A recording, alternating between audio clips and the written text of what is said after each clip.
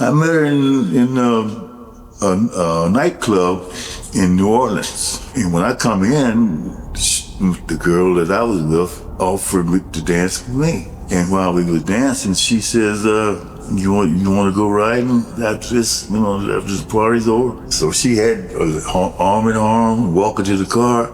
We got in, stopped at the gas station. We was on the Highway 10 and going toward Slide L. And I seen the sign say Little Woods, and that sure enough was a road leading into the woods. She was pretty, a light-skinned, brown, honey-colored can. She was tall for a woman, 5'8", 5'9", and beautiful shape. I grabbed her by the legs and pulled her to the water. Mm-hmm. That's the only one that I ever killed by drowning. I left her with her head still laying in the water, half her body in the underwater, and her thighs and legs on the bank.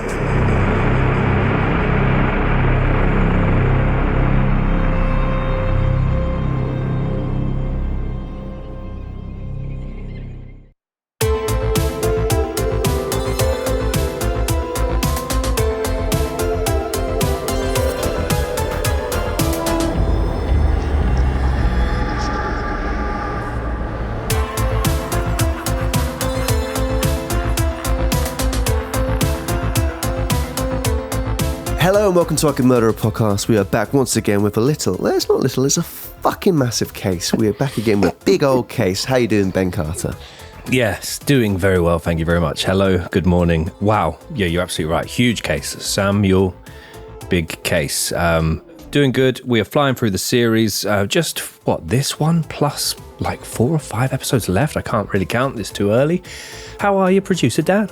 Very good, thanks Ben. You're both looking wonderful and very pretty actually. So thanks for joining.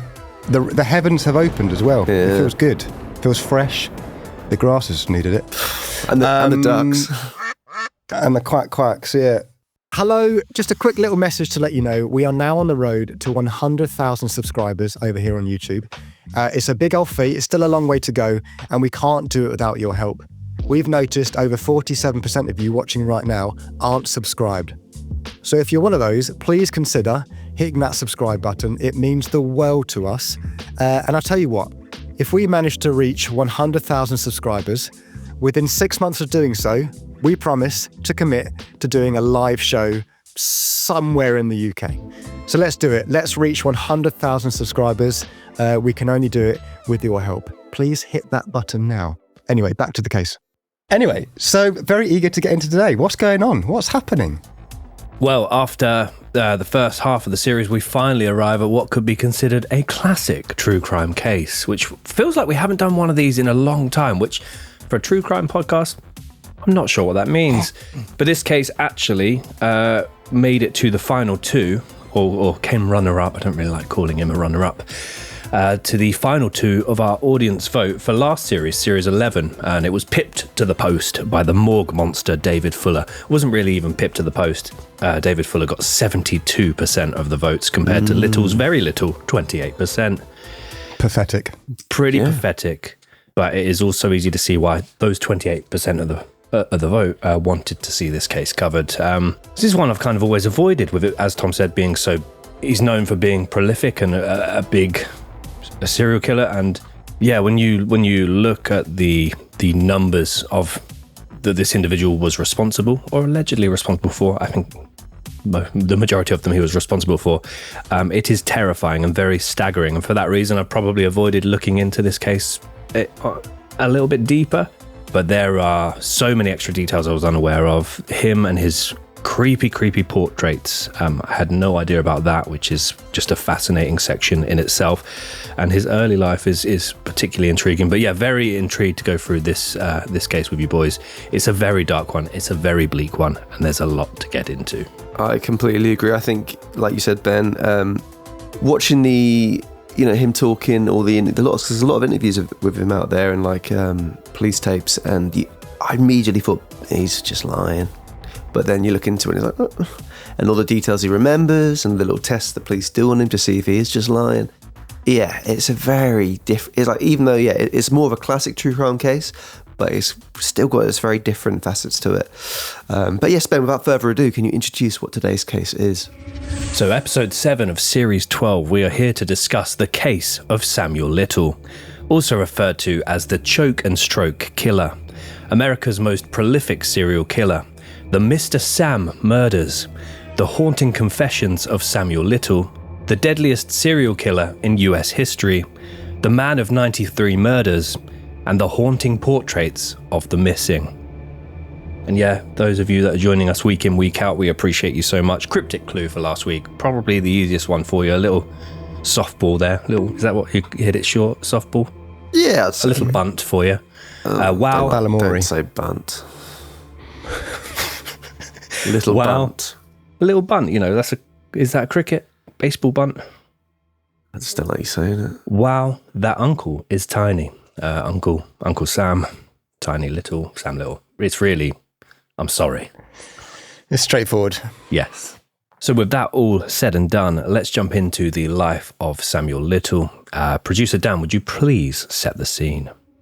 Throughout his 80 years on Earth, Samuel Little, a true monster of a man who would later be labelled by the FBI as America's most prolific serial killer, was arrested almost 100 times and had interactions with law enforcement across the nation almost every single year. However, in spite of a lifetime filled with violence, deceit, chaos and fear, not to mention the many hundreds of individuals affected by his seemingly unending spree of crimes, he was only ever convicted of a small percentage of the murders he committed. This left many, many more deaths unaddressed until his final haunting admissions. The hands that once tightly held a grip around so many innocent throats now held a paintbrush, and an eerie series of confessions were about to be placed upon the canvas. Ooh. Basically did a lot of wacky looking paintings, but they're fucking weirdly accurate of missing women. Would you pay 100 quid for him to do a painting of you? 100, yeah, probably. Let me see what I can do. From 1970 to 2005, Samuel Little targeted some of the most vulnerable women in society. Mothers, daughters, sisters and friends. Many of them were grappling with addiction, poverty or unstable and unfortunate circumstances. Others were simply in the wrong place at the wrong time.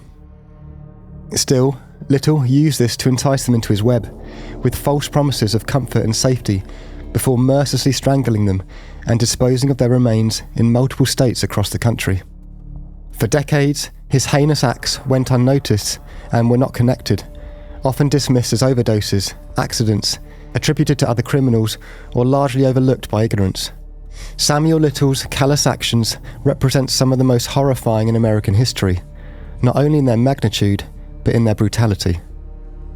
By the time he was ultimately apprehended, after almost half a century of savagery, Little would shock the world when he admitted to murdering more than 90 women, a figure that the FBI later verified as unprecedented.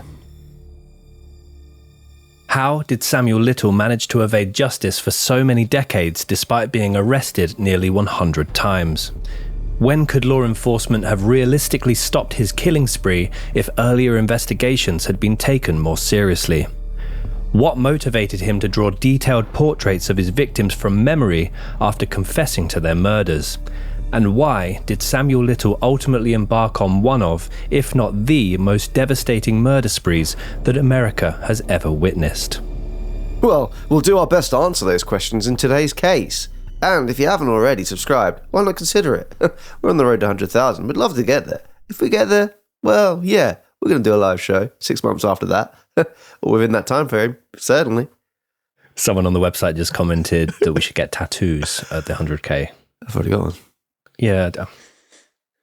You could wear shave me. You could wear shave. But yes, there is a lot to get into here. One of my immediate thoughts was going into this case as well. We've covered a lot of classic true crime serial killer cases where ultimately when they're apprehended, they confess to loads of other murders and brag about this number, that number. And they always seem quite far off the mark and to be telling a lot of lies and to trying to get as much attention on them as possible. This case is very different in that regard, and that is terrifying. But not only that, the amount of opportunities, almost annual opportunities they had to stop this man. And he was just re-released. The first time I've ever seen a timeline of mugshots of an individual over multiple decades, which is quite a niche. He's been re-released more times than the Spider-Man franchise. But yes, should we get into the background? In a life that seemed to be marked by tragedy from the very start, Samuel Little was born Samuel McDowell on Friday the 7th of June 1940 in the city of Reynolds, which is in Taylor County, Georgia. The tragic element is noted right from the off, as it is reported that Little was born, though these claims haven't been verified, in a jail when his 16-year-old mother, Bessie May Little, who worked as a maid and was allegedly a known sex worker in the local area, gave birth to him whilst in police custody. His father is listed on a 1940 census as a 19-year-old man by the name of Paul McDowell, though both parents would seemingly and sadly abandon the child before he could walk or talk. Not long after he was born, Little was taken almost 800 miles north to the city of Lorain, Ohio, where he was then placed into the care of his grandparents on his mother's side of the family. Here, and this is predominantly by his grandmother, Little was treated and introduced as a child of their own, with Bessie May returning to Georgia, allegedly to serve the remainder of her sentence. He would never meet his biological father and would now go by Sam Little instead of Sam McDowell, and he would also hold a very strained relationship with his mother for the rest of his life. My mama told me that she didn't want me. She wasn't but 16 years old and already a lady of the night. She told me that she tried to kill me in the womb. She took a rope, she said, and tied it around her belly, and her girlfriend pulled it tight, so tight until she couldn't stand it no more. She said she also drank turpentine, which is poisonous if swallowed, which her girlfriend gave it to her. Apparently the room was smelling so much of turpentine that they couldn't stay in the room. That didn't work, and so I come out of her and I just survived some kind of way. That's how I came into this world. I mean, obviously that's absolutely tragic, but I don't know who's telling him that. Oh, my mum told me that she didn't want me. Yeah, he's claiming that. Keep that in. Oh, cut that out. That was a me moment, mate. That was very Ben.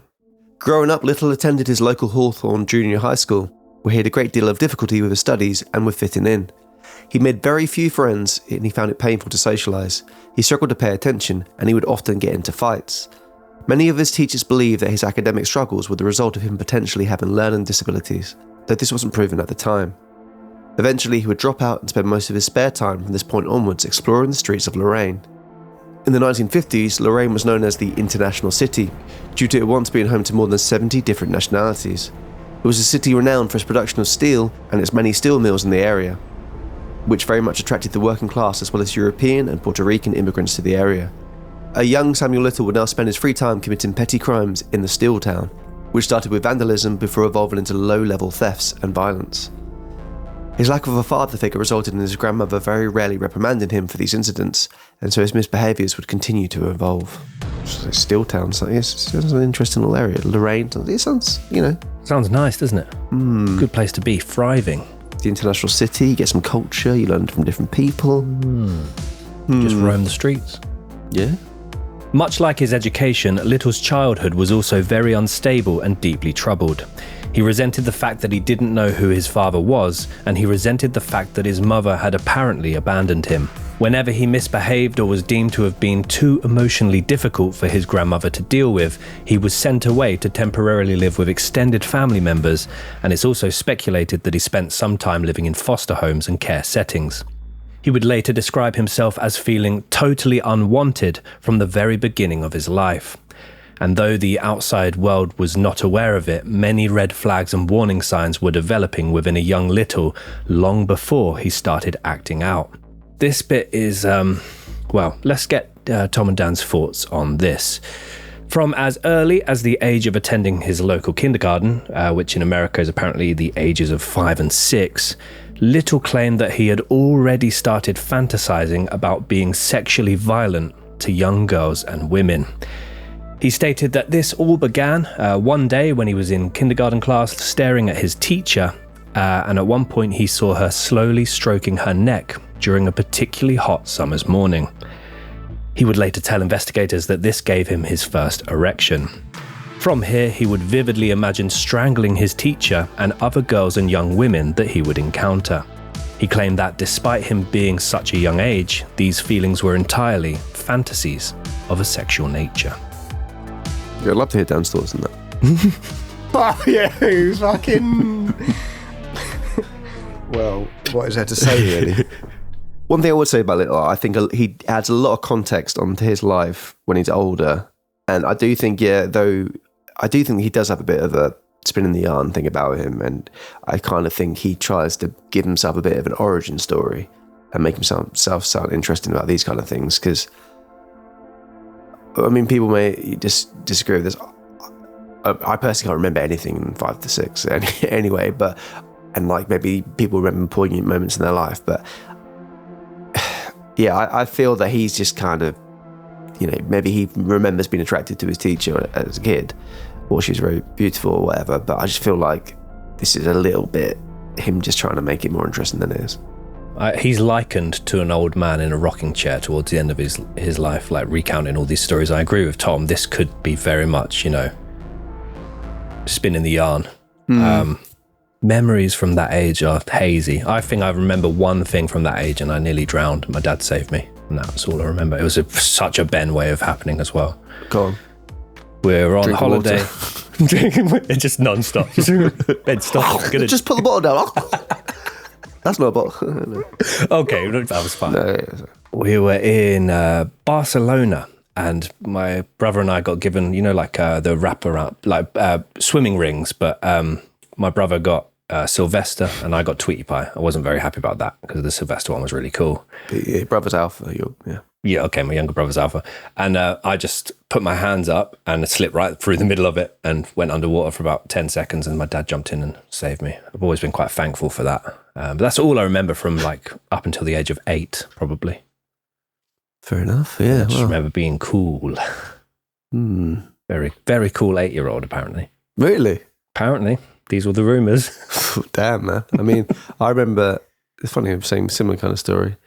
I remember someone saving a bee from a little, when you're young and you have the sandpit, but then you also have the water play area in class 1 or 2. Yeah. I remember there being a bee in there, my friend trying to save it and him getting stung. And I learnt just, look after yourself because, it's like the scorpion and the frog. Is it that analogy? Yeah, scorpion and the frog. Wow. Yeah, so just look after yourself. But fair play to your dad for, he probably thought you're not going to sting him. Well, maybe in the wallet later on, but... Yeah. Any memories, Dan? Early age, Dan? Any memories? Yeah. My memories are limited across the board, really. I remember getting stuck in a toilet when I was about 6. What are you doing in the toilet? Well, are you drowning? No, it's one of those little locks, when you have to it's a tiny little thing that you just twist to lock the door handle. Yeah. It's within the actual knob itself. And that confused me. It flummoxed me. And I started screaming. Knobs can be confusing. Yes. And the kids on the other side, is that the one of those where you can put a coin in it and turn it and then the door opens, everyone goes, "Way!" He's doing a big shit. Don't look at it. Oh, Dan's got an island. Anyway, let's get back into it. Oh, yes. Gosh. So anyway, as he grew into a teenager, I was hoping this paragraph wouldn't fall on me. And this might also shine an eerie spotlight on one of the podcast hosts. Samuel Little began collecting true crime magazines. Though he wouldn't collect them as a routine or in any kind of typical way, he would only be sure to collect any specific magazines that specifically depicted scenes of females being strangled or female victims of strangulation. He would apparently pin magazine cutouts of these women to his bedroom walls, which again, if it's true, the grandparents maybe have a few questions about that. People have asked, was this some sort of retaliative response upon learning that his mother put a rope around her belly shortly before he was born? Or was this a deep and dark fantasy that he had developed as a youngster that was continuing to develop further? And yeah, to go back to Dan's quote, from Sam Little's perspective about what his mother allegedly tried to do whilst pregnant with him. I mean, the damage that either the rope or the turpentine consumption could have done is quite significant. Turpentine is a volatile aromatic liquid that's usually used to clean paintbrushes, apparently, to remove paint from paintbrushes. Comes from resin of pine trees, and it's used primarily as a solvent for oil-based paints and varnishes. So if you consume that, obviously, it's not a good thing. Turpentine can cause headaches, dizziness, nausea, confusion, and a rapid pulse. Even breathing in the fumes, and he mentioned that his mum and her friend couldn't even stay in the room. It can irritate the lungs, causing coughing, shortness of breath. Higher exposures can cause buildups of fluid in the lungs, medical emergencies, severe shortness of breath, and extreme levels of consumption, i.e. drinking it, can poison or kill a human, much less could kill an infant or a baby. So drinking turpentine and tying a rope around your waist were considered dangerous folktale abortion methods of the time. So to go back to that quote of him saying his mother told him she tried to kill him in the womb, not only would that obviously have a psychological impact on him and how he viewed his relationship with his mother, no one wanting him, but there are also perhaps some physical issues caused to him before he was even born. It's not a great start to life. No. At all. Both his mother allegedly tying a rope around her waist and also the instance of her consuming turpentine, if true, could have had significant impact on Little as a baby. Not only could learning of these supposed instances have made Little feel a heightened sense of vulnerability and an apparent hatred from his mother, but he could also have experienced a lack of oxygen, restricted blood flow, and an impact with fetal brain development. These issues could lead to problems later in life surrounding the regulations of emotions, behavioural instability, and lack of impulse control, as well as heightened risk of aggression and antisocial behaviours later in life. Professor of Criminology Adrian Rain noted that early biological vulnerabilities, especially when also combined with neglect and maternal rejection, can play a powerful role in the psychological build-up of future violent offenders. In 1953, shortly after he turned 13 years old, Little was sent to an all-boys teenage reformatory outside of Columbus, known as the Boys' Industrial School. He claimed that he was sent here for getting caught having stolen a bicycle from a neighbour. During his year-and-a-half stay at the Boys' Industrial School, he racked up a staggering total of 46 disciplinary infractions, without any of them being escalated to higher authorities. Not long after his release, perhaps unsurprisingly, a 14-year-old Little continued to have run-ins with the law and developed a bad reputation in his neighbourhood. The following year, in 1956, a 15-year-old Little was arrested for two separate crimes: a burglary in Omaha, Nebraska, as well as a break-in at a Lorraine dry cleaners. Apparently, he had committed both these crimes by himself in different states. For these crimes, he was sent away to Ohio State Reformatory, also known as Mansfield Prison, which was infamous for its significant overcrowding and inhumane conditions. It also later became famous as the filming location for Shawshank Redemption. One of my favourite films, actually. Great movie. You need time to just sit down and just absorb it. Andy Dufresne. The sisters weren't kind to Dan Lambert in the toilet that day. Fine morning in it. That's another quote from it. Okay. Check it out. It's out now. Here, he got to know other young criminals who had committed a multitude of different crimes. He was continually exposed to violence and mayhem within this setting for the next several months before eventually being paroled. Little would not stay out of trouble despite spending much of his teenage years in different reformatories. In 1961, now aged 20, he was sent back to Ohio State Reformatory after he was caught breaking into an abandoned furniture warehouse. For this crime, and the fact he was a repeat offender, he was sentenced to serve 3 years. When being processed for this sentence, his mother was listed on the booking card as whereabouts unknown, before it was eventually revealed to Little that she was now living and working in Florida. During his time serving this particular sentence, he regularly spent time in the prison gym and also took up boxing, which, frighteningly for what was to come, he became exceptionally good at. He learned how to throw punches, he learned about other people's vulnerabilities, and he also learned how to use his power. He later described himself as a prison prize fighter. He was so quick and apparently threw punches with such force that he would later punch one of his female victims so hard in the abdomen that he ended up breaking her spine, according to her autopsy report. Yeah, punching her so hard in the abdomen that he ended up breaking her spine. That, like the numbers of this case, that just does not seem possible. It's one where it's from his point of view, isn't it? like I say, like he does come across as a bit of a Billy bullshitter, and yeah, I don't know. It's some of these things I'm like, like I said, he spins a yarn, tells a good story. Yeah, it's really disturbing, and this is a bit of a side point. It's really disturbing to watch when the police officers are interviewing him, obviously getting him on side and getting him to tell more information, but they're kind of like laughing along with him when he says these things, which obviously they're doing to get more out of him, but it's really disturbing to watch. Yeah. I don't even know that. Is that possible to throw a punch to break the spine? Well, I guess if it's been backed up by the autopsy report, but her spine could have been broken by throwing her off a cliff, for example. Rather than him saying he punched her. But I don't know if the actual injury itself would line up with a punch via the abdomen. I have no idea. That just doesn't seem... It's horrifying if true, obviously. So Little was released from Ohio State Reformatory for a second time in Christmas of 1964. Now aged 24, he immediately seemed to want to find and spend time with his mother. And that's exactly what he did. He reunited with Bessie Mae down in Florida and, through her friends, took on brief bits of employment as a grave digger and also as an ambulance attendant. But he struggled to remain rooted in one location, and he also struggled to keep out of trouble from the law. During his time living together with his mother, he would regularly travel out of state, spending lots of time in the surrounding states of Georgia, Alabama, the Carolinas, Mississippi, and Louisiana. He would often leave his mother's home for days and weeks at a time without telling her where he was going or what he was doing.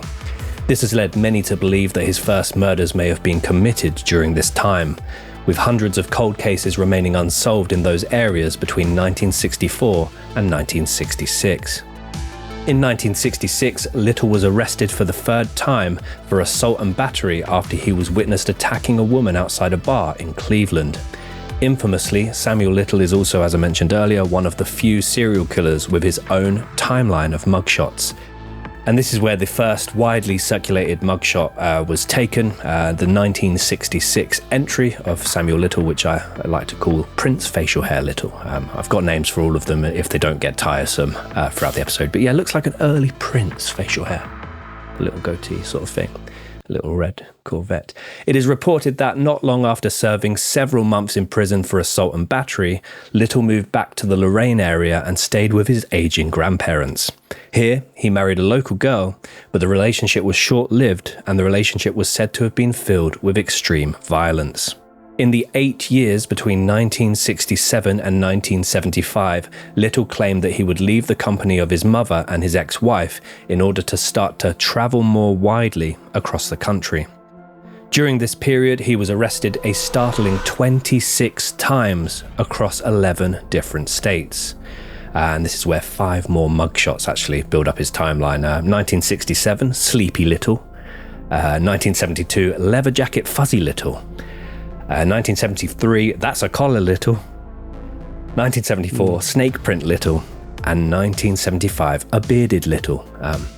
Yeah, it might get tiresome. Maybe, yeah. The other thing to note is, in these years, if you believe his confessions, which the FBI tend to do, he's already committed multiple murders, which we'll get into. But he's not been, these 26 times he's been arrested, none of them are relating to murder at this point. His array of different crimes committed during this time period and the arrests for included driving under the influence, theft, fraud, shoplifting, assault, solicitation, armed robbery, aggravated assault, attacks on government officials, attempted rape, and rape. However, you might note that despite the severity of these crimes, none of the sentences he received appeared to be that lengthy, and the clear pattern is that he is repeatedly released and then rearrested in different states without any more severe sentencing being imposed on him, despite him being a multitude of offences in his record. You might also note that none of these charges or arrests were related to the more serious charges of murder or attempted murder that he is now so infamous for. However, his first murders had unknowingly and very brutally been committed many years before. And it is here that we move to the timeline of Samuel Little, America's most prolific serial killer.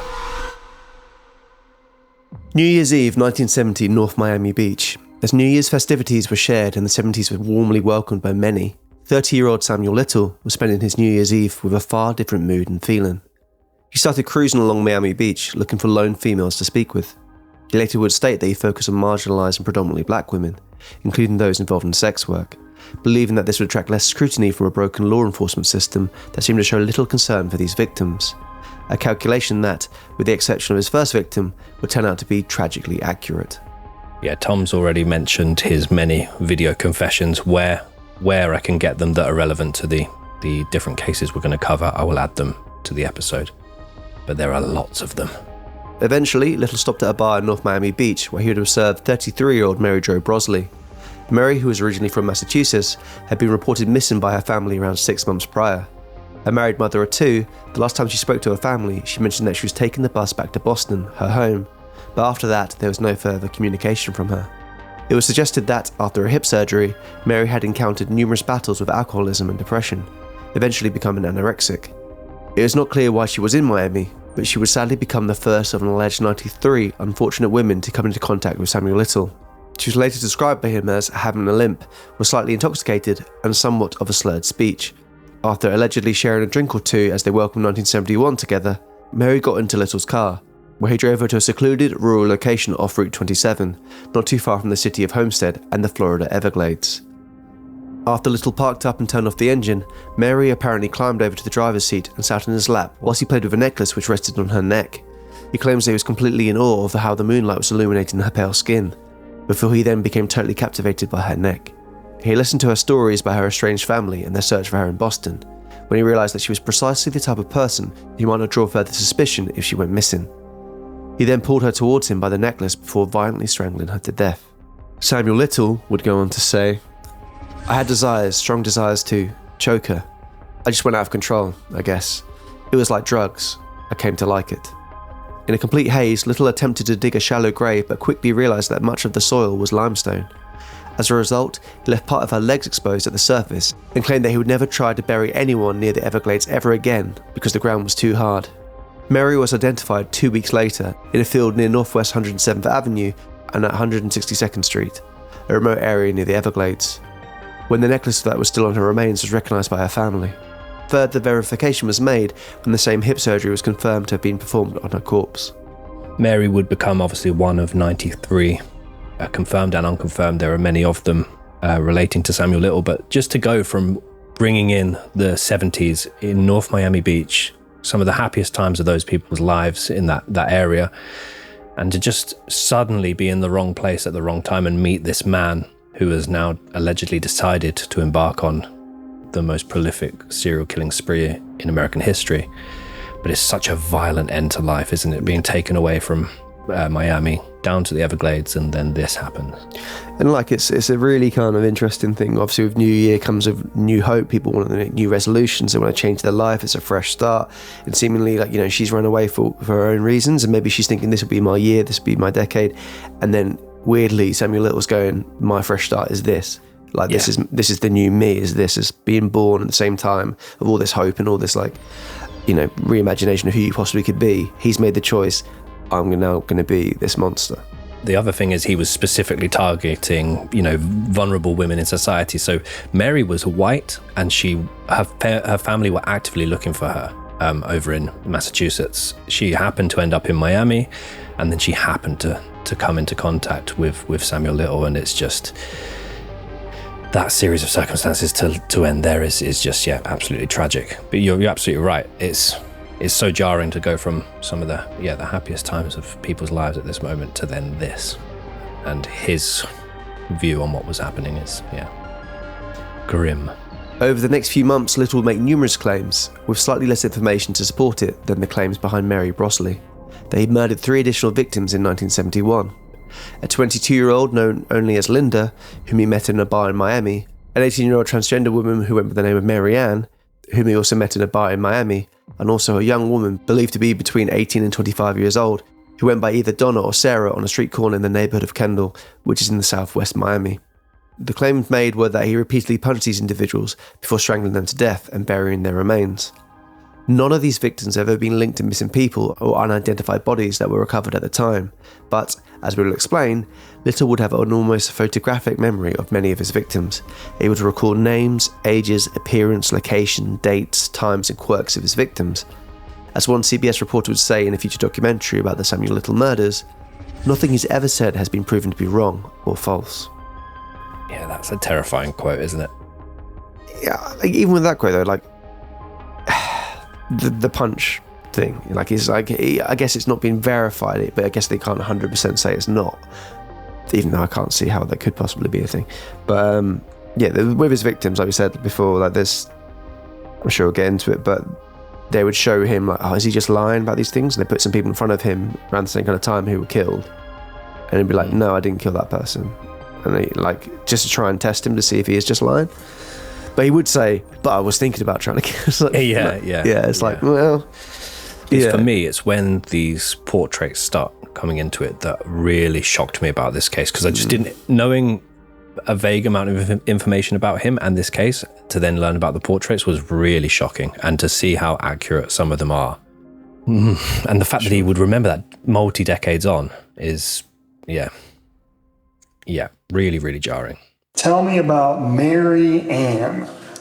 She's what you nowadays they call a transgender. She's a black male dressed up as a female. Okay. How tall is she? Marianne's about 5'7", 5'6". She weighed about 135. Okay. Maybe 140. And how old do you think she was? But she was 19. Okay. And where was she from? No, Miami, down in Liberty City. Okay. And did she, you'd mentioned before she had a boyfriend, or she talked about a boyfriend? Named Wes. Wes. And tell me about where you met her at. I seen her down at the Guar on 17th Avenue. And she had on a short cream miniskirt. So I got her out of the car, pulled her out, and drug her into the groups back there, and pulled her deeper into there's a path, a little path was running somewhere. I don't know where it led it to, but it was running deeper into the undergrowth. It's like Everglades like that. And we ran into some water running. But before we got to the water, the earth was mushy. I turned her loose, and she fell into it face down. May 28th, 1971. Unrelated to any suspicion of murder and having fled the Miami area, Little was taken into custody in the city of Cleveland alongside his then-girlfriend, a young woman by the name of Lucy Madero. The couple faced charges relating to the armed robbery of a petrol station together. While incarcerated and awaiting trial, Lucy Madero revealed to her then cellmate, a woman by the name of Aurelia Dorsey, that she intended to testify against Little in their upcoming robbery trial. A year after this, during the trial, Miss Madero did indeed testify against Little. However, his defence team had prepared for her testimony thanks to secret information relayed to them by Aurelia Dorsey, who is now a free woman. Ultimately, Little was acquitted of the charges, and soon after this, Little and Aurelia entered into a relationship with one another that would last for the following 16 years, during which time she would regularly shoplift in order to feed the couple. Aurelia was 61 years old at the time, whilst Little was 30. She was apparently an expert seasoned shoplifter who taught him how to sell stolen goods. Aurelia would pass away from a brain hemorrhage believed to have occurred naturally in Los Angeles in 1988. It's not clear if she knew about Little's secret or not so secret life of crime during their relationship. Either way, not long after the pair entered their relationship, Little claimed to have strangled a 20 to 25-year-old unnamed white female to death after picking her up while she was hitchhiking in Prince George's County, Maryland. Yeah, so it's a weird little case within a case here, his time with Aurelia. It's like a Bonnie and Clyde sort of relationship, isn't it? They're living on the run, they're stealing and robbing places to survive, and it's a weird way to enter. I've never known of a relationship coming after essentially your new girlfriend shared information against your old girlfriend who was going to testify against you. It's a first for me. Hopefully the last. Well, not you're like. Well, 1973. Whilst in a relationship with Aurelia, the pair would move to the South and Midwest states of America. They would live out of a car and would regularly stay in different motels. The couple would survive off petty crimes, predominantly due to Aurelia's shoplifting. And when she eventually settled down and went to bed during the early evenings, Little would get in his car and go out searching for his next victim. One such victim was allegedly 39-year-old Sarah Brown, whom he encountered in New Orleans, Louisiana. Sarah was last seen in public at the intersection of Canal and Camp Street amidst a particularly brutal evening rainstorm on the 16th of April 1973. She was a single mother with one son, and she was last spotted heading to a bus stop after completing her shift over at Canal Street. Her purse was subsequently discovered on Carrollton Avenue, yet there was no indication of her whereabouts. 45 years later, Samuel Little would confess to killing Sarah, who he remembered by name and stated that she was pretty sure she worked in a restaurant in that area, which was also true. He claimed that he offered her a ride, took her to a remote location, strangled her, and threw her body into a field. She was pretty, a light-skinned, brown, honey-colored skin. And she was about she was tall for a woman, about 5'8", 5'9", and beautiful shape, and she's friendly. And how much do you think she weighed? She had a beautiful body, a beautiful 150, well put together. And how old do you think she was? She was about 30. Okay. And she's a black female. Yeah. And tell me where you met her. I met her in a nightclub in New Orleans. As will become quite a terrifying theme in this case, Samuel Little became known for his paintings of his many victims during his later life in prison. A talented artist with an astonishingly precise memory, Little went on to create incredibly realistic drawings of many of his victims, sometimes scribbling their names where he could remember them, as well as details such as the year and location of the murder and where he dumped the body. In addition to this, with the passion of an elderly man reminiscing about his youthful adventures, he had also shared to the police exact information regarding their murders, which were consistently carried out through strangulation. In the instance of Sarah Brown, though he has not been confirmed as her murderer, his painting and recollection of her, entirely by memory some 45 years later, is chillingly accurate. So we'll pop, obviously for the audio folks, we're going to pop a lot of pictures up on the YouTube episode, but just to give you an insight, it's I would say very, considering you'd spent maybe a handful of hours with this woman at night to then be able to paint quite an accurate, I would say very accurate painting of her 45 years later, whilst also trying to remember 92 other faces. I would say it's very accurate. Yeah, the fact it's 45 years later, that's got some quite likeness in that. The hair, definitely. Not the ball bag underneath the nose. But November 1973. Having left Louisiana together with Aurelia, the pair continued to live a life of petty crime together, whilst Little would go on to commit far more monstrous deeds in the aid of the nighttime. Surviving off of stolen goods, the pair headed towards the city of Omaha, Nebraska. Here, Little claims that he encountered a 34-year-old woman by the name of Agatha White Buffalo. Agatha's lifeless body was discovered the following month, having been strangled and placed into a barrel on 27th and North Street.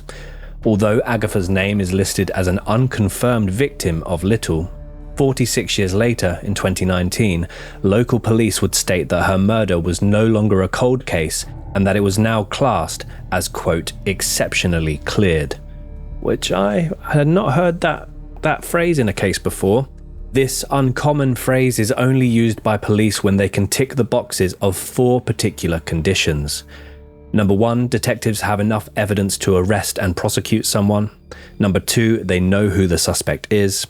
Number 3, they know where the suspect is located. And number 4, since the serial killer is already serving life sentences without the possibility of parole, arresting him for the murder of Agatha White Buffalo is outside their control, basically then deeming it to be exceptionally cleared. And I mean, for me, it would make sense that many of these Is it 5 that he's only ever been convicted for, fully 8. convicted for? 8? Many of these would fall into that kind of exceptionally cleared category, and there are many others who still haven't been identified. It's terrifying. Once again, decades later, Little was able to paint an eerily similar picture to her, entirely from memory. Which one? Is that a painting, the one with the plant in front of it? Or is it the one with the black and white silhouette? His painting is the one with the plant in front of it, and her is she's standing there on the left. That's just an anonymous Is figure. that's nothing like his other style paintings, is it? A bit different. 1974. Staying on the theme of Samuel Little's eerie artwork, in staying in a concurrent timeline as well, he would complete a piece of work known only as Cat. Cat was apparently a 22 or 23-year-old young lady he had met on Montgomery Street in Savannah, Georgia. Little stated that he introduced himself to her as Kane, and the pair agreed to have sex with one another in his car. He then went to a tree-covered side street before parking the car up and attacking her. He subsequently strangled her and abandoned her naked body on a patch of grass beside the road. Strangely, and I don't know how many of the murders he would do something like this with, or this particular routine with, he then decided to walk around the area as others arrived at the scene to discover her. Kat seemingly shared a home with another young black woman who used snuff, a form of smokeless tobacco, according to Little. So basically, he circled the area, a crowd gathered at the scene where her body was found, and he remained at the scene, watching them discover her. He claimed that he was uncertain whether or not he had actually killed her, but that he was certain that he had left her unconscious after the attack. Nobody has ever come forward claiming to have been a surviving victim of this particular attack, and no missing or deceased person has ever been linked to it. All that remains is the haunting painting named Cat. Later that year, 51-year-old Leola Etta Bryan was last seen at a nightclub in Charleston, South Carolina. Samuel Little claims to have met her there before he lured her into his vehicle and took her to a remote location where he strangled her to death. She would remain missing for the following 47 years. Even though her remains had been found 3 years after her murder in 1977, a maintenance worker clearing brush on Sawgrass Avenue in Goose Creek came across what appeared to be scattered human remains. And these remains would never be, although they were found 3 years after the murder, they would never be linked to Leola until 47 years later. Little was also able to paint her from memory, and her case was also exceptionally cleared. New Year's Eve, 1974. Once again allegedly out on the prowl as another new year arrived, 34-year-old Samuel Little was this time on the streets of Knox County, Tennessee. So yeah, a real pattern is obviously he's been in multiple states, multiple different cities, very regularly across the country at this point. Here, he claimed to have encountered 34-year-old Martha Cunningham, whom he took to a remote area and strangled to death. Her body was found several months later on a roadside next to a wooded area.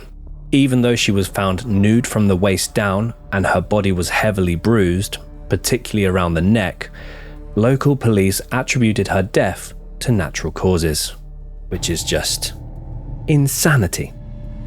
In the months that followed this, Little claimed to have murdered a young black student or worker from the University of Miami known only by the name of Emily.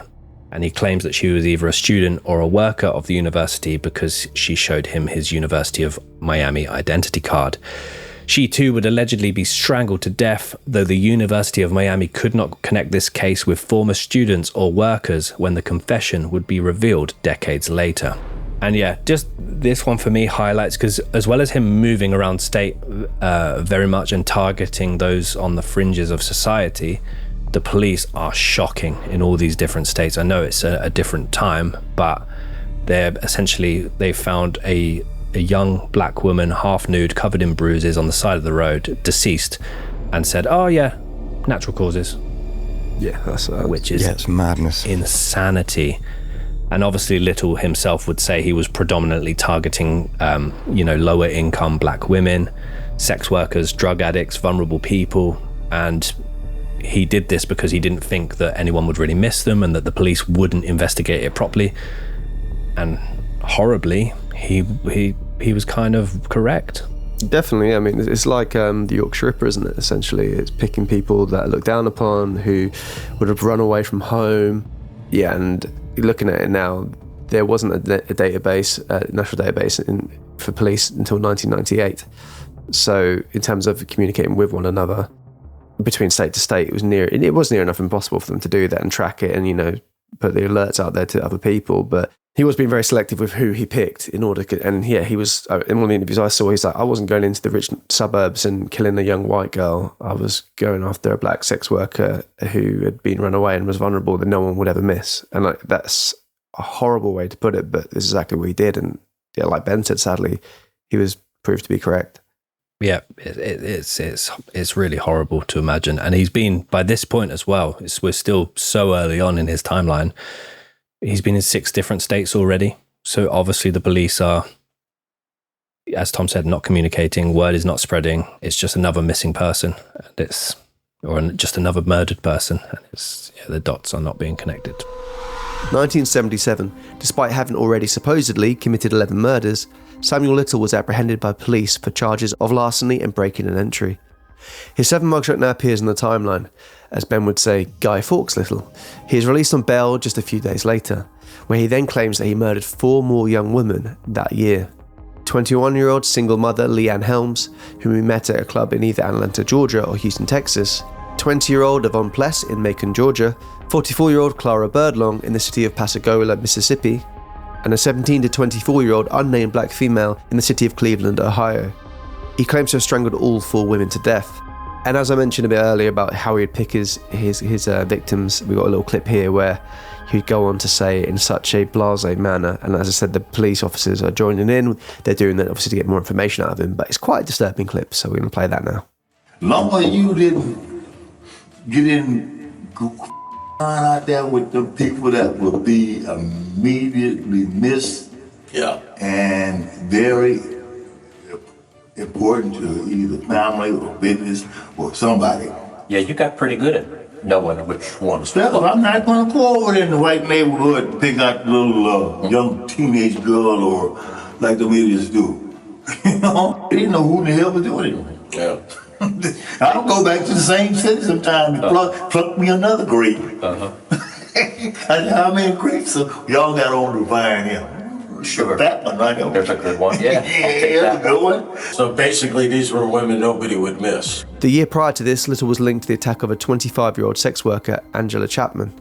Angela, who was white and also had an intellectual disability, was repeatedly forced underwater in a river in South Florida, allegedly by Little, though it's not clear if she drowned or survived. She was never seen again after 1979. So yeah, this is one where she's not on Little's official list of people he's killed, but he did say that this is the one victim that he drowned and didn't strangle. I grabbed her by the legs and pulled her to the water. Mm-hmm. That's the only one that I ever killed by drowning. Describe the location where she's left. Okay, I left her with her head still laid in the water, half her body underwater, and the thighs and legs on the bank. 1978, a very similar story would echo over the following year. Little would once again be arrested for larceny, entering his 8th mugshot to the timeline. As Ben would call it, the Pablo Escobar shirt. Little. I'm giving these all to Ben because these are all Ben's. I can't claim any of it, and if it's offensive, it's Ben. This year he claims to have murdered 2 more women. 36-year-old mother Julia Critchfield, whom he encountered in Harrison County, Mississippi, before strangling her to death and throwing her body off a cliff into a dirt pit to later be discovered by local quad bikers. And 19-year-old Evelyn Weston, whom he encountered in the city of Columbia, South Carolina, before he apparently shot her in the head with a pistol and fled the scene. One thing on this one though is, Little has said he's never used a gun. He said he wouldn't get anything out of the killing if he used a weapon. The FBI files suggest that there wasn't any use of a firearm, but we've seen other reports suggesting that she died of a gunshot wound. So it's very, very hard to say exactly what happened there. I don't know why Little wouldn't say he used a gun if he's admitting to killing her anyway. But yeah. It's kind of different reports for this particular victim. The following summer, in August of 1979, Little claimed to have strangled 23-year-old Brenda Alexander to death on a side street in Phoenix County, Alabama, after he picked her up from a local dance and nightclub. May and September of 1981. Supposedly, we flash forward 2 years without incident. However, Little would claim to murder 3 more people in 1981. One of them has been confirmed without doubt, whilst the 2 that we're discussing now are only ones that he had confessed to. The first one he was indicted for, but never charged with, and that was the murder of 23-year-old Linda Sue Boards in the city of Smiths Grove, Kentucky. Linda's body was found with strangulation marks to the neck near US Route 68. 4 months later, Patricia Parker, a single mother originally from Chattanooga, Tennessee, and believed to be 30 years old, was found deceased next to a freeway in Dade County, Georgia, apparently having been strangled to death. Over the next 2.5 decades, Little would confess to 24 more murders, including a double murder. The victims were all female, predominantly black, and predominantly in vulnerable positions. Their ages ranged from 18 to 50. And these murders occurred across Georgia, Florida, Louisiana, Mississippi, California, Kentucky, Ohio, Arkansas, and Nevada. Though some of these confessions haven't been completely proven, they do all have stories and very clear and likely links to Samuel Little, and he admitted to all of them. Their names were Fredonia Smith, Rosie Hill, Patricia Ann Mount, Dorothy Richard, Melinda Lepre. These women were all likely proven to have been Sam Little and to have been strangled to death. 4 unnamed black females, Frances Campbell, a woman known only as Granny, Linda Bennett, Alice Denise Duval, Roberta Tandrich, Alice Denise Taylor, Tracy Lynn Johnson, Ruth, Ruby Dean Lane, Jolanda Jones, Melissa Thomas, Daisy McGuire, a woman by the nickname of T-Money, Priscilla Baxter Jones, and Nancy Carroll Stevens. So yeah, this is where the mounting list of potential and confirmed Samuel Little victims grows rapidly. They all do have stories, they all do have names, they all do have families, and what we've done is, as a result of having to condense this case slightly, we've had to focus on the more slightly vivid stories. These were all women that were taken far before their time. I have numerous links that do tell their stories to articles that go in more detail, which I will then post to our Facebook group, and it will explain their backgrounds and how they were supposedly came into contact with Samuel Little. October 11th, 1981. In his first verified and convicted murder, 41-year-old Little encountered 32-year-old Annie Lee Stewart, also known as Anna Stewart, a mother of 3 young boys in the city of Cincinnati, Ohio. It is suspected that Little offered her a ride after she had visited a friend who was in hospital. The following day, Anna's body, fully dressed, was discovered in a wooded area within a field located behind an apartment complex on Queen Anne Place in Grove City, Ohio, a suburb of Columbus. The cause of her death was determined to be strangulation. December of 1982. 42-year-old Little was taken into custody in the city of Pascagoula, Mississippi, where he found himself suddenly facing charges for the murder of a 22-year-old woman by the name of Melinda Rose Lepre, who had recently disappeared in September of that year. After a great deal of back and forth, a grand jury ultimately chose not to indict him for her murder. However, while he was being investigated for it, Little was sent to Florida and put on trial for yet another murder. And this was the murder of 26-year-old Patricia Ann Mount, whose body was discovered in similar circumstances in September of 1982.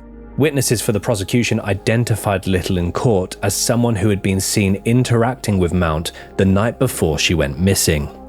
However, due to doubts about the reliability of witness testimonies, Little was ultimately found not guilty in January of 1984. And quite painfully, he would later admit to having committed both of these murders. So when they say they didn't trust, the reliability of witness testimonies, I'm assuming that these were either friends or co-workers of these victims, and they just said, no, can't trust them. Doesn't add up, we'll let him go. So that this could have put a stop. Midway through his crime wave, this could have put a complete stop to it. There's 2 opportunities to convict him of murder here, and he's gotten away with both of them. Yeah, I remember how much we were talking about how the police fucked up with the Yorkshire Ripper case, interviewing him twice. This case is literally, he's been interviewed obviously a bunch of times, he's been arrested 100 times. it's unfathomable just how much he was involved with the police. It's not a case of he just went on throughout those years and just managed to evade everyone. He didn't evade at all. If anything, he constantly was getting arrested, constantly in trouble, constantly around the areas where these things were happening. I understand the communication and databases thing. That's a big thing, and it's like it's easy to say, why didn't the police just ring the other ones and talk to them? Because it's just, it wasn't in place. But it's maddening. On one of the clips I saw of Little talking to the police, he mentions as well about how he was in the back of a car. He literally just committed a murder of a woman. Then he sees a torch and the police come into his car. He quickly jumps out of the car, says to the police, I'm just having intercourse with my wife, which is a strange thing to say anyway. And then the police apparently put the torch in there and he's like, oh no, whoa. And like the person's in the back seat, he said like she's laying there, deceased. And then the police quickly moved the torch away. And luckily for him, they never put the torch back on. So it could have been, just a woman in shock, quickly like flashed and went away. And he was able to stay calm in that situation. And, the police didn't look into it further. And he was like, that was a close call. Which again, if they would have found the body there, that would have been the end for him. Yeah, it's a weird array of events that led to him constantly being able to get away with it. Yeah, and not sentenced like severely enough at all in any of this timeline of mugshots. It's like a few months here, a few months there. He's repeatedly going back in different states and they're just not connecting the dots, and he's able to then murder dozens of women in between each gap. It's infuriating. Yeah. June of 1984. 2.5 years later, though Little would confess to 8 additional murders in this gap, his next verified and convicted murder occurred. Little met 21-year-old Mary Jo Payton in a bar in Cleveland. He claimed to have offered her drugs and lured her into his car before driving to a nearby abandoned warehouse. Here, he strangled her to death before throwing her body several meters down a basement staircase. Her body was not found until several weeks later by workers of a nearby site. Later that year, this is Ben's Shirtless Little, makes entry number 9 on the Mugshot timeline, but for a much more disturbing crime than the typical larceny arrests he faced. He was apprehended for the kidnapping, assault and strangulation of 22-year-old Laurie Barros, who managed to survive her ordeal with Little. A month later, police discovered him in the back seat of his car with an unconscious woman who had also been beaten and strangled in the same area where Barros had nearly been killed. Little served 2.5 years in prison for both offences. After his release in February 1987, he quickly relocated to Los Angeles and went on to commit at least 10 more murders. Just a few months later, in 1985, entry number 10 makes its way onto the Mugshot timeline. Again, this is Ben. Once Upon a Time Little. They've all gone into like colour photos, and then all of a sudden there's one that goes back in time. It's like black and grey and it's all grainy. Once Upon a Time Little. Yeah. July 13th, 1987. In the 2 years that we have just jumped forward, Little would later confess to murdering 3 additional women. Tragically, his third verified and convicted murder would occur. The body of 41-year-old Carol Linda Alford was discovered by her daughter in an alleyway in Los Angeles, California. Though she had been strangled to death, she had many other wounds to her face and body that were indicative of her being struck repeatedly, and at great force.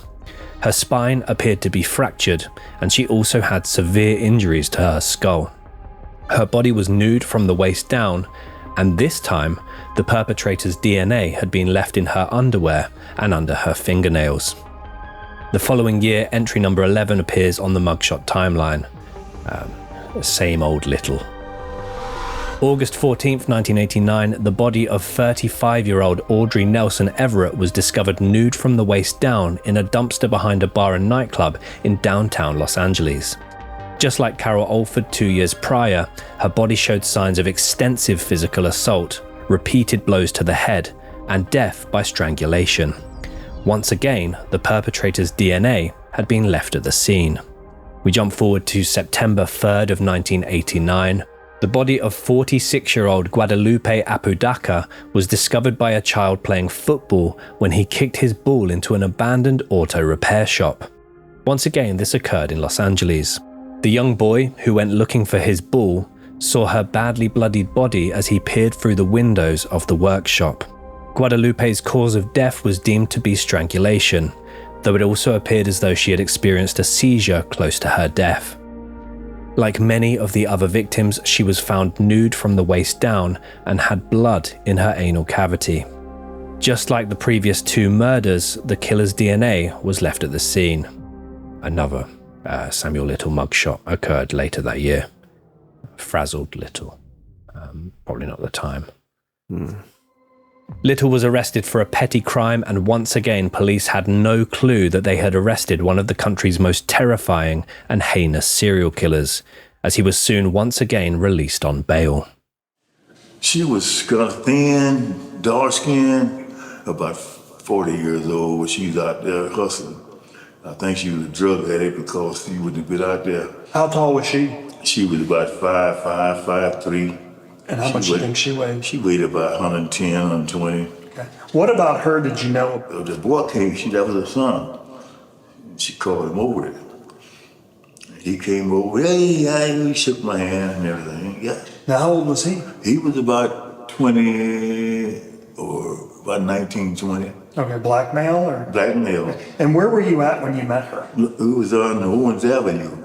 Okay. Owens, that's down in the black section. Owens and Jackson. Where do you eventually take her body to? I was headed toward California. Mm-hmm. So as I drove out of Las Vegas, I seen a motel and a road leading up to the motel. And I said, there's a lot of bushes and brushes us beside the road before you got to that motel. That's where I dropped. July 28, 1990, having been reported missing 3 weeks prior, the body of 30-year-old Zena Marie Jones was discovered on the shores of the Arkansas side of the Mississippi River by a group of fishermen. Little had picked her up not far from a hotel in Memphis, where he claimed that she was operating as a sex worker before he strangled her in his car as Memphis police drove past. He claimed that he dropped her body off at a bridge in Memphis as he entered Arkansas. August 24, 1991. Once again, a now 51-year-old Samuel Little was cruising the streets of Cleveland, Ohio. Here, he offered a ride to 32-year-old Rose Evans. He then drove her to a derelict building on the outskirts of town, where he proceeded to strangle her to death. Rose became the 7th confirmed victim of Little, though technically the 39th if all of his confessions are to be believed. Over the next 2 years, Little would claim to have committed an additional 6 murders, and he was arrested twice for crimes relating to larceny. Again, Ben's little fun bit. 2 more mugshots make up the penultimate entries to the timeline. Making a Murderer Little and Uncle Little. Yep. Making a Murderer one just because it's grainy and it looks like that Stephen Avery mugshot. And then Uncle Little, he looks like an uncle. I don't know what Uncle that means. You know, like, Uncle's still got the riz. No, maybe not in this case, but still got the riz. But not in this case. Don't put that once. You know, like people just like, Uncle tapped out, Uncle got the riz, Uncle this, Uncle that, Uncle Little. Just to emphasise once again that Ben shouts there. February 2nd, 1994, having been reported missing a month prior, on New Year's Day of 1994, the body of 32-year-old Denise Christie Brothers, a mother of 2, was found having seemingly been strangled to death on the outskirts of the city of Odessa, Texas. Though he would confess to 7 additional murders after this date, this would be the final murder that Sam Little would be convicted of. In all, he was convicted of just 8 murders. They would confess to a total of 93. A great number of these 93 murders can be linked to him in terms of locations he was confirmed to be in, names, ages, and often accurate descriptions he gave of each victim, as well as intimate and grisly details surrounding their death. Hauntingly, Little was also able to paint many of these women extremely accurately, completely from memory, over a multi-decade span of murders. His final mugshot of the timeline is entered in 1995. Again, Ben, I'm done with this shit, Little. You know, like Lethal Weapon, I'm getting too old for this shit. Yeah, I quite racist. Yeah, I can't do the accent for that. I'm done with this shit, Little. I'm getting too old. Riggs. I'm too old for this shit. January 1996. The naked body of a 24-year-old Melissa Thomas, the cousin of a Mr. Thompson's wife, was found under a pecan tree in a small cemetery behind a Baptist church.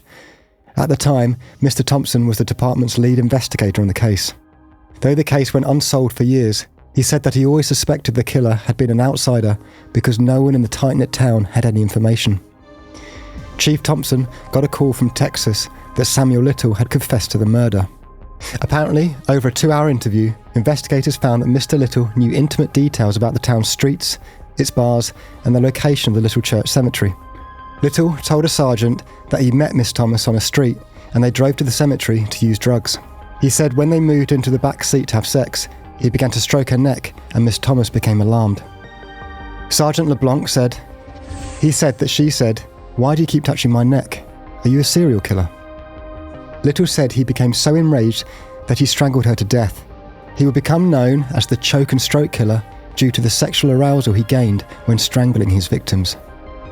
After developments and DNA profiling, Sam Little was arrested on the 5th of September 2012 at the Wayside Christian Homeless Center in Louisville, Kentucky, and was immediately extradited to California to face a drug charge. He had once been tried for murder in his life, but this was thrown out in 1984 due to a mistrust of witnesses. After this, authorities conducted DNA testing that linked him to the murders of Linda Alford, who was killed in 1987, Guadalupe Apodaca, who was killed in 1987, and Audrey Nelson Everett, who was killed in 1989. All three women were murdered and later discovered half nude on the streets of Los Angeles. He was extradited to LA, where he faced charges on the 7th of January 2013. A few months later, police announced that Little was under investigation for his involvement in up to 36 additional murders from the 1980s, which had not been revealed before. Little was tried for the murders of Alford, Nelson, and Apodaca in September of 2014.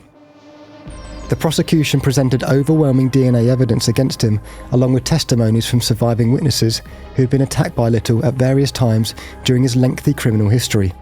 On the 25th of September 2014, Little was found guilty and sentenced to life in prison without the possibility of parole. All the way through to the day of the verdict, perhaps unsurprisingly, Little maintained his innocence. So as we've done throughout the episode, we've kind of scattered different confessions, video confessions that he's made about certain murders along this horrific crime spree that he's engaged in. They would have basically come to light when he was eventually arrested. Most of them for kind of plea bargains to put him in nicer parts of the prison, to get him certain privileges, to reduce his sentencing. So he has, obviously, this is where some people doubt the actual numbers, but so many of the confessions line up to actual cases, which makes it absolutely terrifying.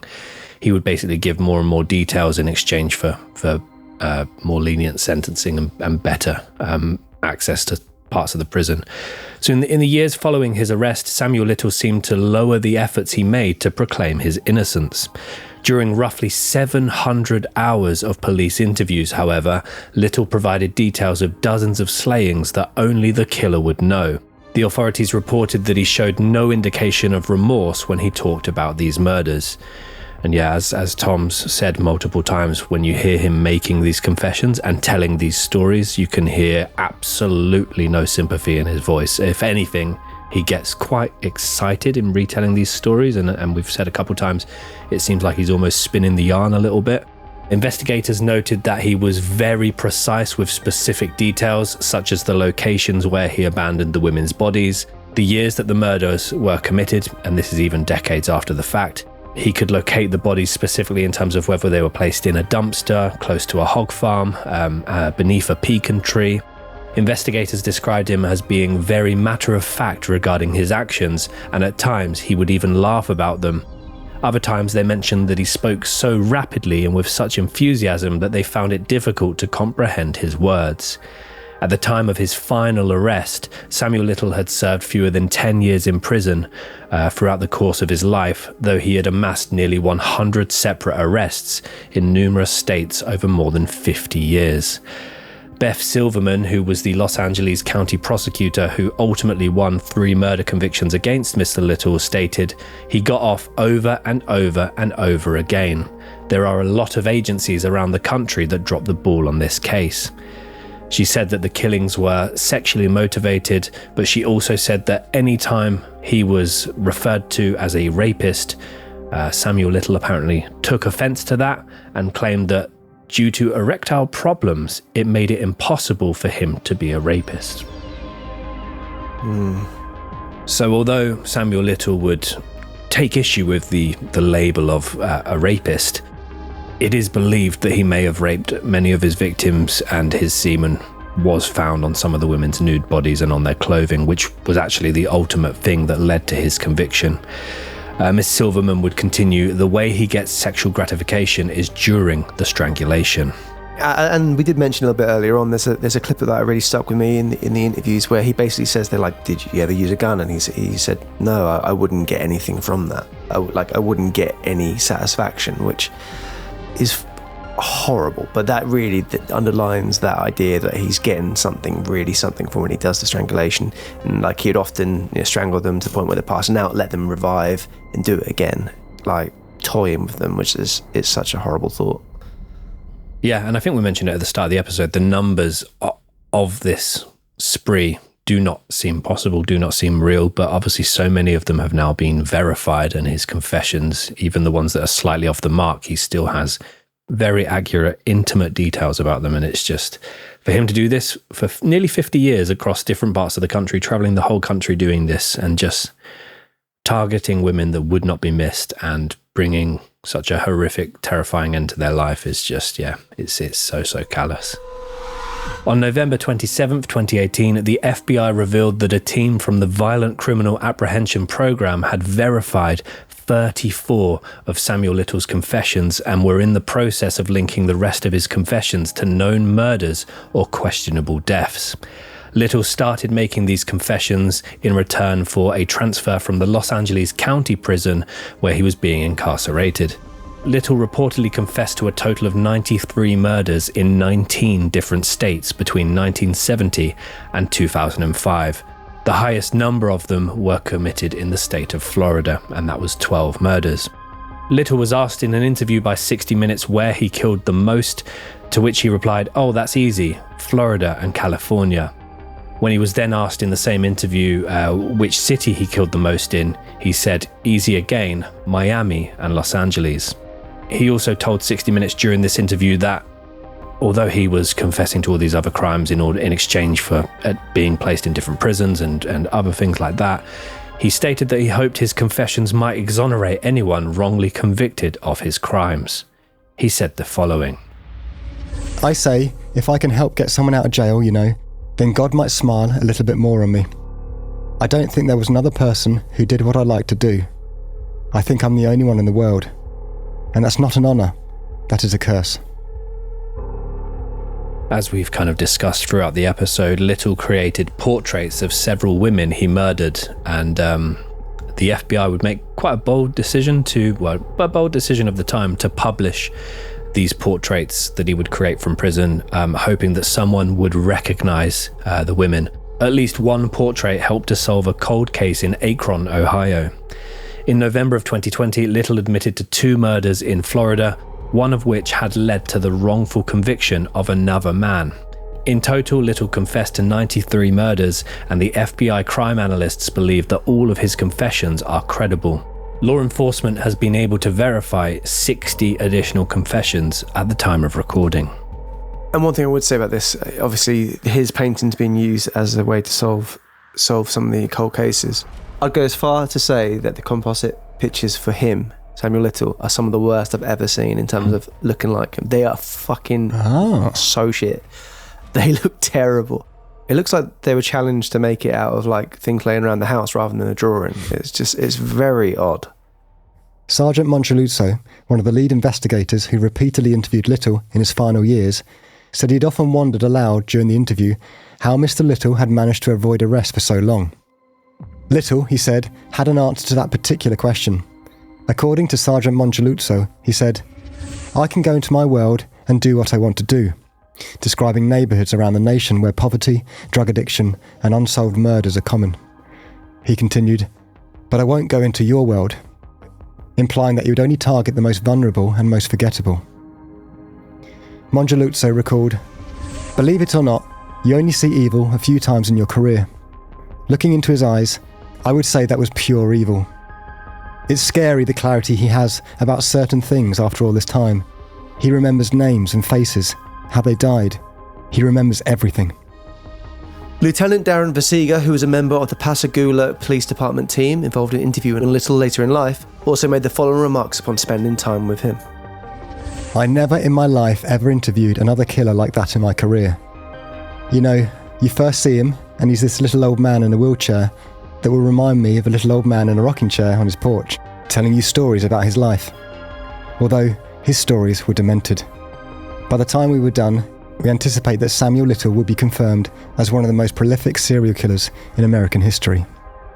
After basking in the limelight for multiple decades and managing to avoid the death penalty, 80-year-old Samuel Little passed away on the 30th of December 2020 in a hospital located in Los Angeles County. While sources from the California Department of Corrections and Rehabilitation do not specify a cause of death, it is known that Little had diabetes, heart issues and various other health problems that hindered him for many years. And yeah, that is the case of Samuel Little. Obviously, we've had to condense this down, as Ben mentioned. There's numerous different stories in here that we couldn't cover because we're trying to keep it to one episode. There's plenty of documentaries out there that cover the case in more detail, and we never want to disrespect the victims, and all their stories are important. But we picked the ones that we think are more poignant in telling what we needed to tell. I think this is one of the cases like it doesn't sound real.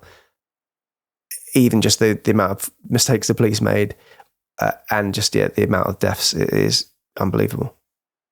Yeah, completely agreed. It's an absolutely staggering case, not only in terms of the numbers, but in terms of the absolute ferocity that he seemed to carry with him most of his life.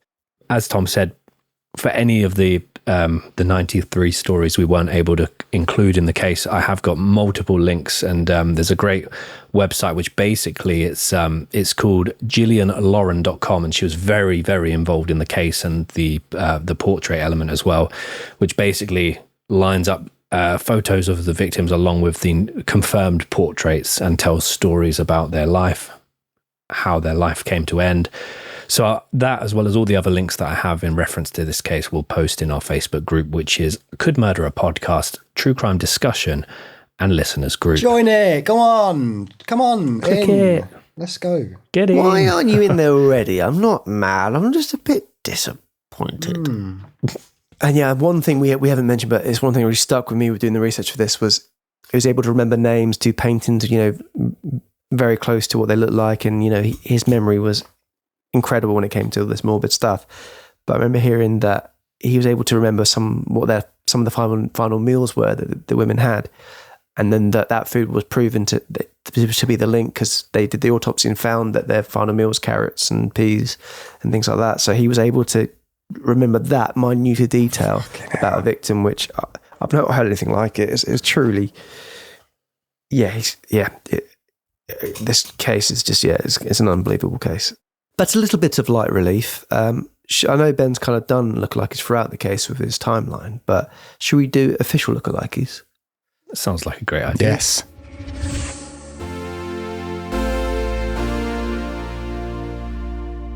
I'm going to go straight away.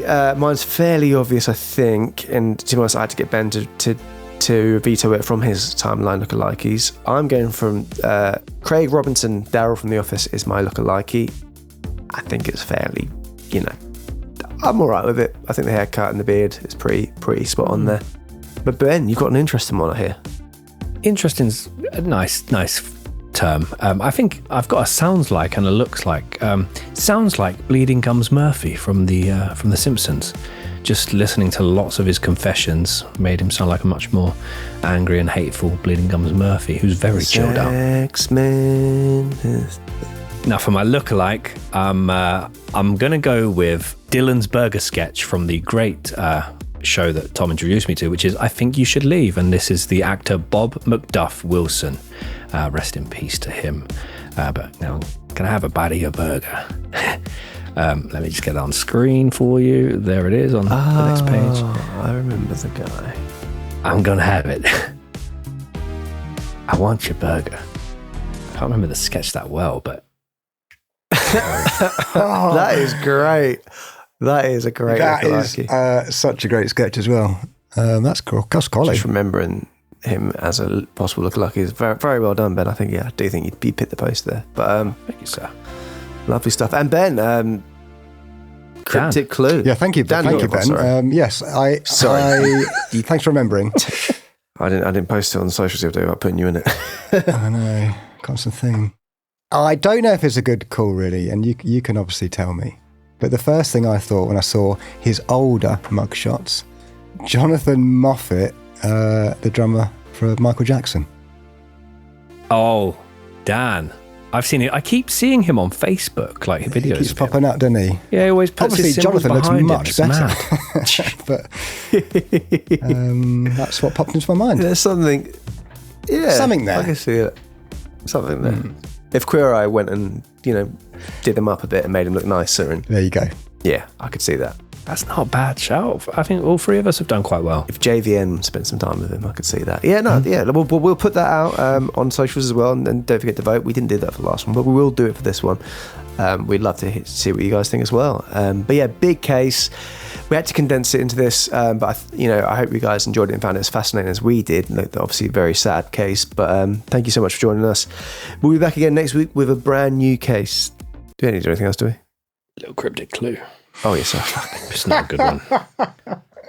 Play that little jingle for us then.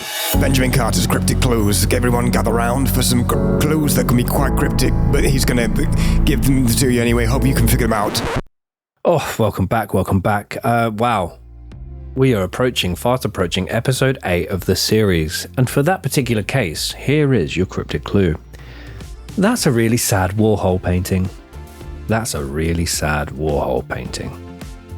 I don't think anyone's going to get it. No, I know I don't people have got a lot of the ones. Not a single one, no. I would say Bernard Warhol.